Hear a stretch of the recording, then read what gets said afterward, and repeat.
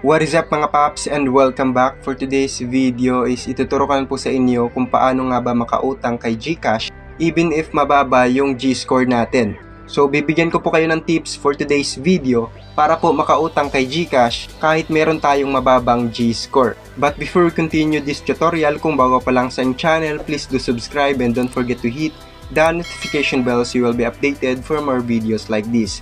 And without further ado, tara simulan natin to. Ngayon mga paps, buksan lang natin yung ating GCash account, then itong menu natin is screenshot lang natin. Or yung home natin is SS lang natin or screenshot lang natin. So after natin ma-screenshot yung home natin is dito tayo sa profile. Then take din natin to ng screenshot. After that mga paps, back home tayo.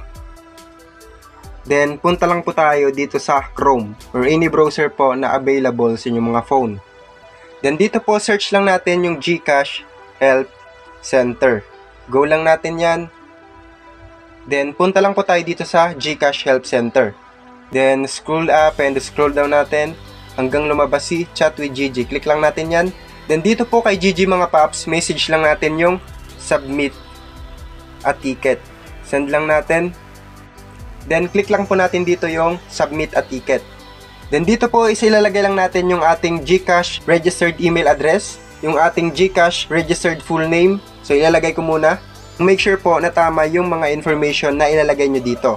Then select the country where you registered your GCash account, Philippines or saan mang country kayo nakapag-register ng GCash account. Then ilalagay lang din po natin dito yung ating GCash mobile number. So kahit tanggalin na natin yung 0. Then dito naman po sa concern category, piliin lang natin dito yung my GCash account. Then select natin dito yung I have concerns regarding my G-score. Then dito po sa please share what happened or add other information about your concern, pwede nating ilagay yung ganito. Hi GCash, I want to borrow money from you but I have a low G-score. Then tuldok. Then pwede din nating i-add yung ganito. Attach, here is the screenshot of my profile and my menu where you can see the borrow options or the borrow option. So pwede nyong gayahin yan mga paps. Then dito sa baba, upload a photo or attachment that can help us assist you with your concern. Dito naman natin i-add yung ating screenshot ng profile natin and yung menu natin. So click lang natin tong add file or drop files here, then media picker lang. So yung dalawang yan, select lang natin. So after po natin ma-upload is submit lang natin. Click yung submit. So after po natin ma-submit yung ticket na yun mga paps is ito po yung lalabas. May nakalagay dito, we've received your request. Thank you for reaching out to us. We will get back to you as soon as we can.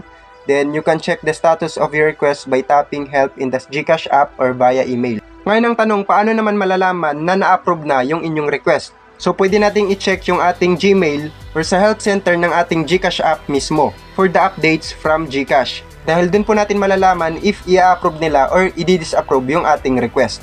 Aside sa email na yon, is pwede mo ding tingnan yung inyong GLoan if may mga offers na available. So if meron nga tulad nito, ibig sabihin lang na na-approve na yung inyong request para makapanghiram kayo ng pera kay GCash. So ganun lang naman po kadali umutang ng pera kay GCash even if mababa yung G-score natin. And siguro hanggang dito lang po ang video na ito. Sana nakatulong. Have a nice day. Thank you and goodbye. Peace out.